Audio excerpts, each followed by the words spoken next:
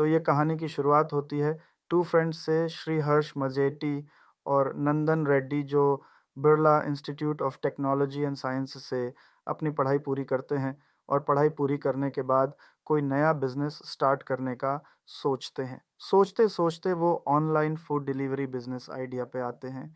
वो बात करते हैं कि अभी इसमें कंपटीशन ज़्यादा नहीं है। वो मार्केट सर्वे करते हैं। वो देखते हैं कि ई कॉमर्स जायंट्स जैसे अमेज़न और फ्लिपकार्ट बहुत तेज़ी से ग्रो कर रहे हैं। वो देखते हैं कि अमेज़न और फ्लिपकार्ट लॉजिस्टिक्स कंपनी से टाई अप करते हैं अपने प्रोडक्ट्स को डिलीवर करने के लिए। वो न्यू कंपनी लॉन्च करते हैं बंडल नेम से। कुछ टाइम बाद अमेज़न और फ्लिपकार्ट अपनी खुद की डिलीवरी सर्विसेज ले आते हैं, तो अब इस वजह से उनका बंडल वाला आइडिया तो फ्लॉप हो जाता है।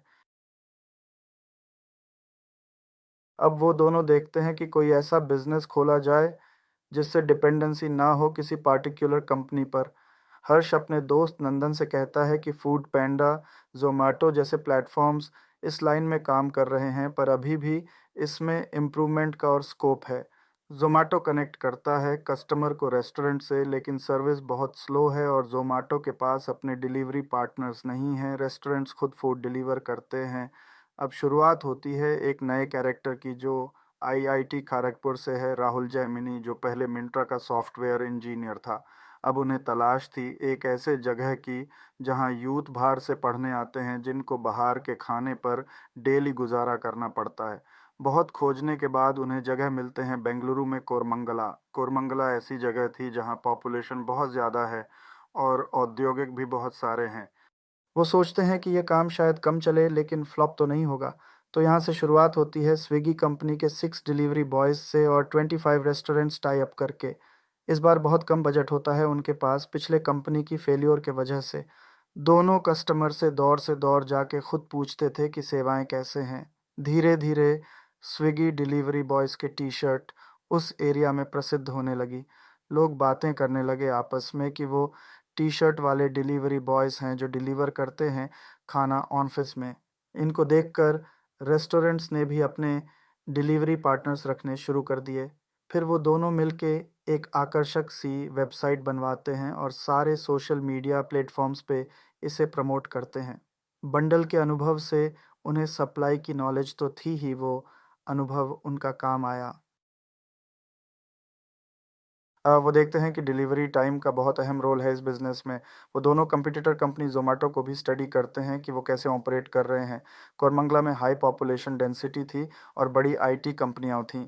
अब कोरमंगला में इंस्टीट्स और ऑफिसेज़ में एक परंपरा बन गई थी फ्रेश फूड डिलीवरी का।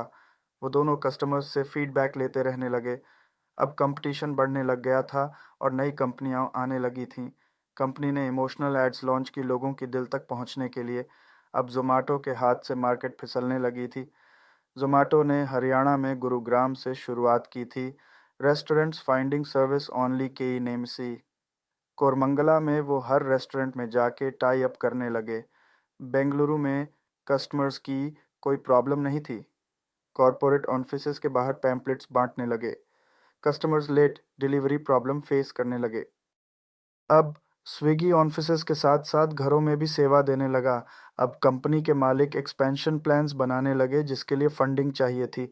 स्विगी ने अपना पूरा फोकस कस्टमर्स पे किया। फंडिंग 3 करोड़ की मिलती है, जबकि फाउंडर को सिर्फ 30 लाख चाहिए थे। इन फंड्स से कंपनी ने नया ओ ऑफिस लिया। कंपनी ने कुछ महीने नो प्रॉफिट पे सर्विस किया और अपने कस्टमर सेटिस्फैक्शन पे फोकस किया। रेस्टोरेंट्स अब अपने टेस्ट पे काम करने लगे, क्योंकि अब टाइम की रिस्पांसिबिलिटी उनकी नहीं थी। यह रिस्पांसिबिलिटी अब स्विगी के हो गई थी। अब न्यू क्लाउड किचन्स खुलने लगी जिसमें खर्चा ज़्यादा नहीं होता था। बेंगलुरु में 7-8 महीने काम किया और रेस्टोरेंट्स से कमीशन और कस्टमर चार्जेस लेने लगे। अब बारी थी फंडिंग की, जो कंपनी को एलिवेशन कैपिटल से मिली। 2015 में $2 मिलियन निवेश हुआ। 2016 में $15 मिलियन कंपनी ने फंड लगाए अपनी सेवाओं को सुधारने में।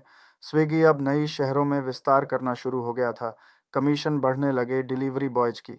स्विगी ने 37 मिनट्स डिलीवरी का प्रमोशन किया इन 8 शहरों में: दिल्ली, मुंबई, पुणे, हैदराबाद, कोलकाता, बेंगलुरु, चेन्नई। स्विगी अब 1000 से अधिक रेस्टोरेंट्स में और 500 से अधिक शहरों में था। स्विगी के पास अब 2.5 लाख से अधिक डिलीवरी पार्टनर्स थे। अब कंपनी नई सेवाएं लॉन्च करती है। इंस्टामार्ट, ग्रोसरी डिलीवरी जीनी, पिक और ड्रॉप सेवा नई स्कीम लॉन्च होने लगी और कस्टमर सेटिस्फैक्शन पर और फोकस किया।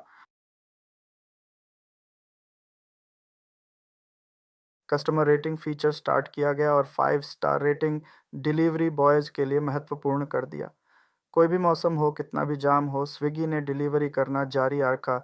डिलीवरी बॉय अब हंसकर कस्टमर को बोलते रेटिंग करने को 5 स्टार। कंपनी ने फ्लेक्सिबल वर्किंग घंटे क्रिए फॉर डिलीवरी पार्टनर्स। इसका फ़ायदा यह था कि डिलीवरी एजेंट्स इस जॉब के साथ दूसरी जॉब भी कर सकते हैं। साथ में कंपनी ने डिलीवरी बॉयज़ के इंश्योरेंस करवानी शुरू करी। स्विगी की वैल्यूएशन अपने प्रतियोगी जोमेटो से डबल हो गई थी। 2017 में ओला ने फूड पैंडा को अधिग्रहित किया और यूबर ईट्स भी कंपटीशन में आया। 2018 में कंपनी ने स्क्विट्सी कंपनी को अधिग्रहित किया 50 करोड़ में। अब कंपनी अलग अलग तरीकों से पैसे कमाने लगी। 40 रुपए कमीशन कस्टमर्स से।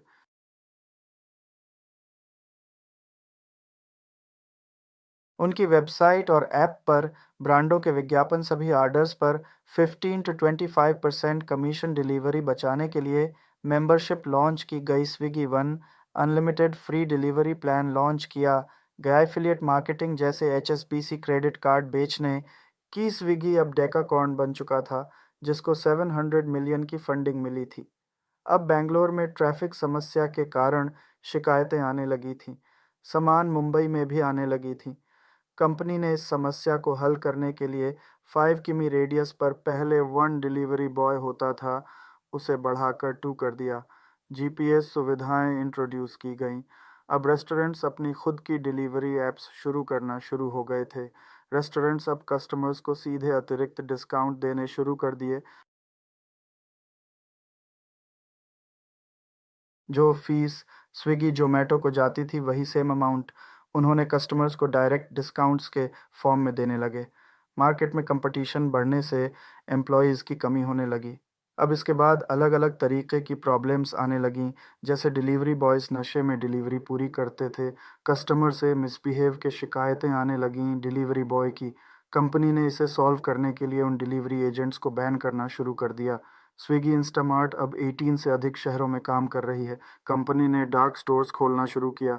इसके बाद कंपनी ने 15 मिनट की डिलीवरी का टारगेट सेट किया। स्विगी ने अंडे 50 मिलियन ऑर्डर और दूध 30 मिलियन ऑर्डर डिलीवर किए। तो यह थी स्विगी की कामयाबी की कहानी। आपको कैसी लगी? आप हमें कमेंट्स में बताएं।